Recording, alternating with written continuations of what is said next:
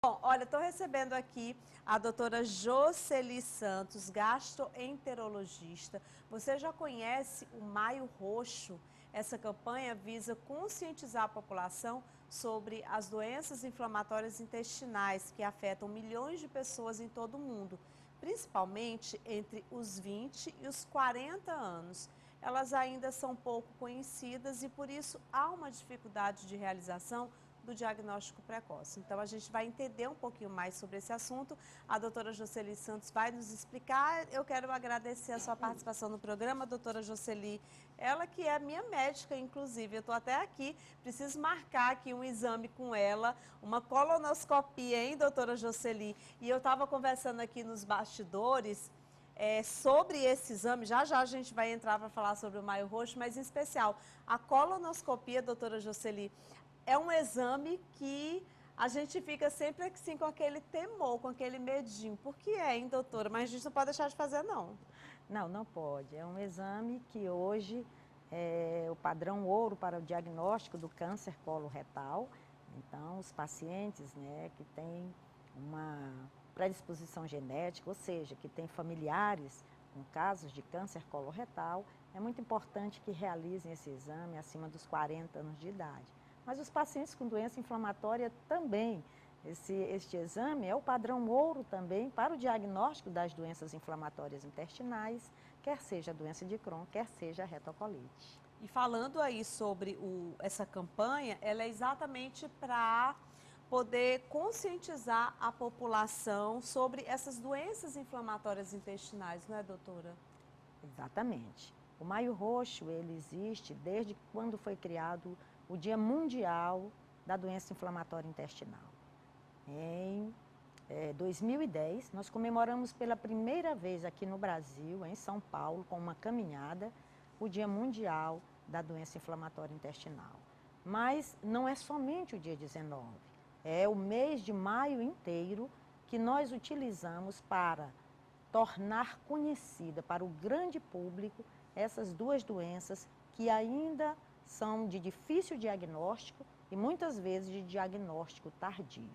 Então, é para dar visibilidade à doença de Crohn e à retocolite que nós, então, durante o mês de maio, né, procuramos os meios de comunicação de massas, escolas, igrejas, né, procuramos os hospitais, clínicas e nos unimos para que essa doença que acomete, né, uma grande parcela da população mundial. Hoje nós temos uma incidência em torno de 0,6% da população mundial tem doença inflamatória intestinal, para que a gente faça um diagnóstico precoce e um tratamento adequado para essas duas enfermidades. Doutora, e para ajudar um pouquinho aí a quem está em casa assistindo nosso programa entender o que é e quais são as doenças inflamatórias intestinais.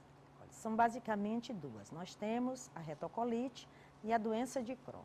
A diferença entre essas duas enfermidades é que a retocolite, ela acomete basicamente a mucosa e a submucosa do intestino grosso, enquanto que a doença de Crohn, ela é de mais difícil diagnóstico, porque ela acomete uma extensão bem maior. Ela vai da boca até o ânus. Portanto, todo o tubo digestivo está passível de ser acometido pelo processo inflamatório da doença de Crohn. Então, os sintomas vão variar, no caso da doença de Crohn, da sua localização.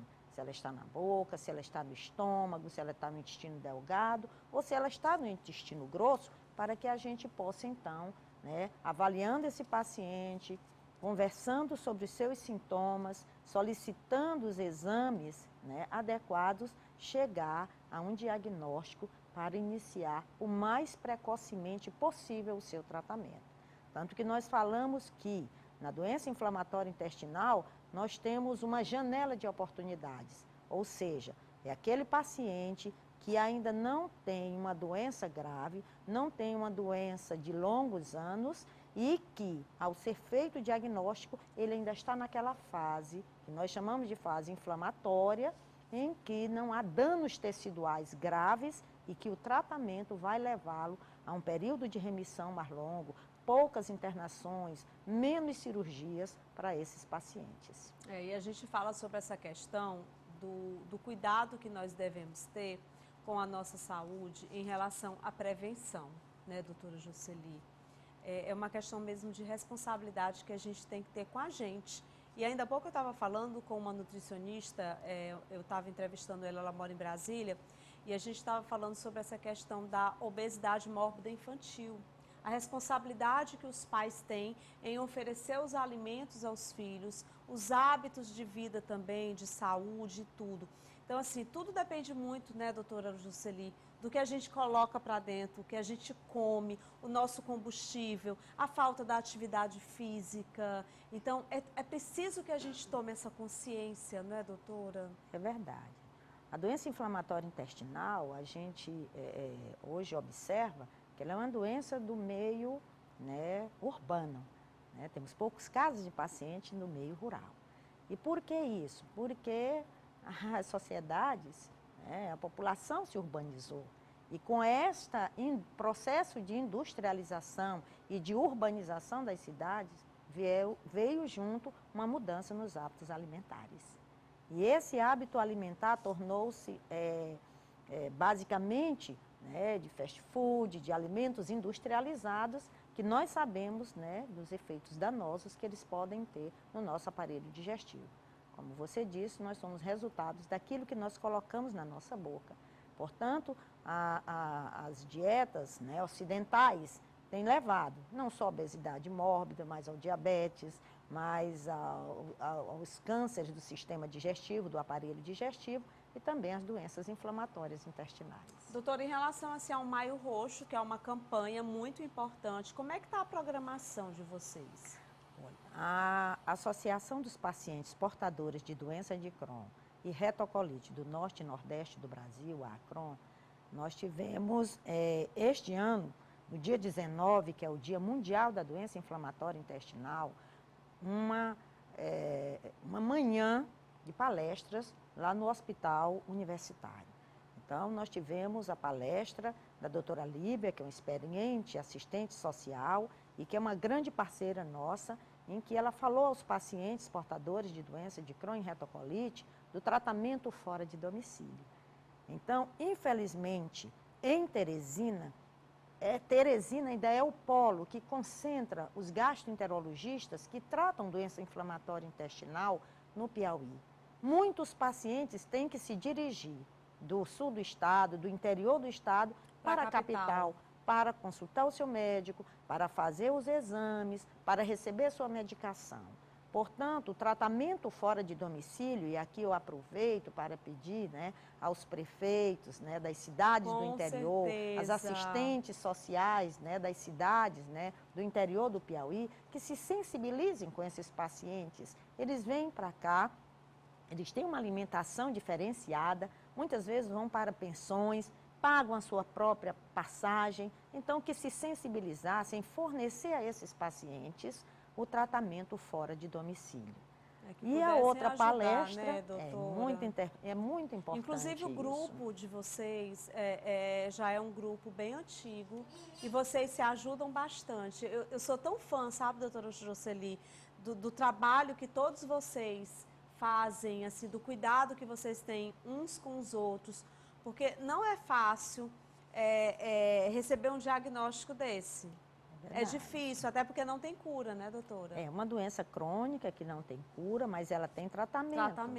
E é muito importante, né, que o sistema de saúde no Brasil, eles comecem a observar que doenças crônicas, como é o caso da doença de Crohn e retocolite, que atingem inicialmente os adolescentes e adultos jovens, então ela vai dos 15 aos 25 anos de idade, é uma doença crônica, é uma doença de tratamento caro, porque hoje nós temos os imunobiológicos que vieram mudar, vamos dizer assim, a história natural da doença inflamatória intestinal, cujo preço varia em torno de 6 mil a 33 mil uma ampola, e que é uma doença que os pacientes vão levar para o resto da sua vida. E nós sabemos que o brasileiro, ele está tendo atualmente, né, isso, uma longevidade maior. Então, os sistemas de saúde têm que começar a pensar sobre isso.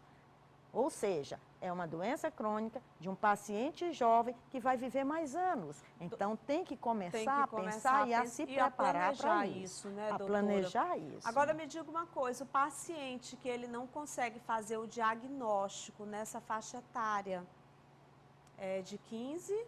De 15 aos 20, ela atinge todas as idades. Todas as idades. Mas a faixa etária predominante é adolescente ou adulto jovem, dos 15 aos 35, 30 e 35 anos de idade. Então, digamos que ele não consiga fazer o diagnóstico mais cedo, ele vai ter muito mais consequências, né? Muito mais consequência, porque a doença avança. E quando ela avança, sobretudo no caso da doença de Crohn, que nós temos 3 fenótipos diferentes, ela pode ser só inflamatória, mas ela pode ser uma doença mais agressiva, em que ela vai, com esse processo inflamatório sempre crescente, levar a um estreitamento do intestino desse paciente. São as estenoses, ou então a presença de fístulas, que é o fenótipo que nós chamamos, ou comportamento penetrante ou fistulizante, em que esse paciente vai apresentar as fístulas, que são comunicações anômalas, anormais entre uma víscera e outra. Tive paciente no ano passado que já veio para mim da ginecologista porque ela começou a eliminar fezes pelo canal vaginal. Olha então ela só, tinha uma fístula, né, do intestino para a vagina. Então, isso traz uma qualidade de vida terrível para esses pacientes. Então, se para o sistema de saúde é caro hoje tratar a doença inflamatória intestinal, o preço real desta doença para os pacientes é muito maior. Então, quando os pacientes não tiverem as suas carreiras interrompidas, o estigma social da doença, a retocolite, ela dá diarreia, perda de sangue. A demora em fazer o diagnóstico é AIDS, aí perde o emprego, perde o parceiro ou a parceira. Então, o estigma social ainda é muito grande, além da qualidade de vida, que é péssima quando estes pacientes não são tratados adequadamente. Inclusive, doutora Joseli, minha produção está dizendo aqui que teve uma telespectadora que mandou uma mensagem dizendo que tinha dor de barriga recorrente e que também tinha muito problema de aftas bucais o tempo todo. Então, era muito recorrente, né? A afta e a dor de barriga, e fazia vários exames, né? Exames, inclusive, de sangue, e não fazia o diagnóstico preciso. E aí eu aproveito a oportunidade dessa telespectadora que mandou essa pergunta, porque muitas vezes, doutora Joseli, como alguns sintomas se confundem com outras doenças, às vezes o paciente não faz aquela investigação melhor. Então, tipo, às vezes fica ali na investigação mais até dos exames de sangue e tal, porque geralmente a gente já parte logo para alguns tipos de exame e não investiga além. E esse não investigar além pode realmente dar um resultado tardio e até chegar a um ponto realmente da doença chegar a uma situação muito mais séria, né? É verdade. A doença inflamatória intestinal, ela tem vários diagnósticos diferenciais. Com a intolerância à lactose, com a alergia ao glúten, que é a doença celíaca, com a síndrome do intestino irritável. Mas no caso especial dessa paciente que falou aí, o que eu diria para ela é o seguinte: ela tem aftas bucais recorrentes e uma dor abdominal recorrente. A intolerância à lactose faz isso? Faz. Então, é muito simples para o médico fazer o seguimento desses pacientes. Ou seja, ele vai fazer o teste de tolerância, ele vai comprovar que a paciente realmente tem essa intolerância à lactose e vai fazer, retirar da dieta da paciente a lactose. Ficou boa? Ótimo. Seu problema era só aquilo. O grande problema está aí. É que muitas vezes nem o médico nem o paciente entram, né, num acordo, não há essa parceria, né, essa relação, né, médico-paciente, para que o paciente volte e diga. Eu sempre digo para os meus: não deu certo? Volte e me diga. Não tem que ter vergonha do médico, medo do médico, dizer: doutor, seu remédio não deu certo, seu tratamento não deu certo. Então, a intolerância à lactose, você fica bem, tirou a lactose, está ótimo. Não ficou bem, eu diria a essa espectadora: procure o médico. Procure. Você pode ter uma outra coisa além disso, porque, por exemplo, doença de Crohn e a retocolite, na fase de atividade, elas cursam com a intolerância à lactose. Então, você pode ir além na investigação e procurar fazer uma colonoscopia, que, como eu disse, é o padrão ouro, mas muitas vezes essa doença ela está no intestino delgado, em que a gente faz a colonoscopia até o final, entramos nos 5, 10 centímetros de ilho, né, que é a última parte do intestino delgado, e não a encontramos. Fazemos uma endoscopia, chegamos até a primeira porção do intestino, que é o bulbo do adenal, e a segunda porção do adenal, e não a encontramos, porque o intestino delgado é muito maior do que o intestino grosso. Então, aí a necessidade de um exame que poucos médicos hoje pedem nos casos de pacientes com dor abdominal recorrente, que é a enterotomografia ou a enterorressonância. Aqui em Teresina nós temos clínicas bem aparelhadas, com radiologistas experientes para fazer o diagnóstico dessas duas doenças mediante este exame. Este exame, né, doutora? Por isso que realmente o fato é que tem algo acontecendo com o nosso organismo, é porque tem alguma coisa errada ali, né? Exatamente. Então tem que realmente investigar para saber o que está acontecendo, né? Então eu acho que é super importante. Agora mesmo eu já cheguei na idade que tenho que fazer essa colonoscopia, já entrei em contato com a doutora Jocely. O medo também é uma coisa que atrapalha muito, né, doutora Jocely? A gente ir ao médico, a gente sempre fica naquela teimosia, não é nada não. E aí os sintomas vão vir, não tem nada não, o tempo vai passando. Mas quando chega o momento certo, e quando essa relação com o médico, a nossa relação é uma relação realmente de confiança, a gente precisa realmente ir lá e dizer, eu tenho que fazer? Vou fazer e pronto. Não, o exame colonoscópio é um exame tranquilo. Talvez no passado tenha sido um pouco difícil e por isso mesmo hoje ele ainda carrega esse estigma, da mesma forma que a endoscopia digestiva alta, né? Então, a colonoscopia hoje, o preparo é diferente, é um preparo mais tranquilo, mais rápido. E os pacientes, né, no nosso serviço, e acho que na maioria dos serviços aqui em Teresina, são acompanhados de uma sedação anestésica, então são 2 médicos em sala.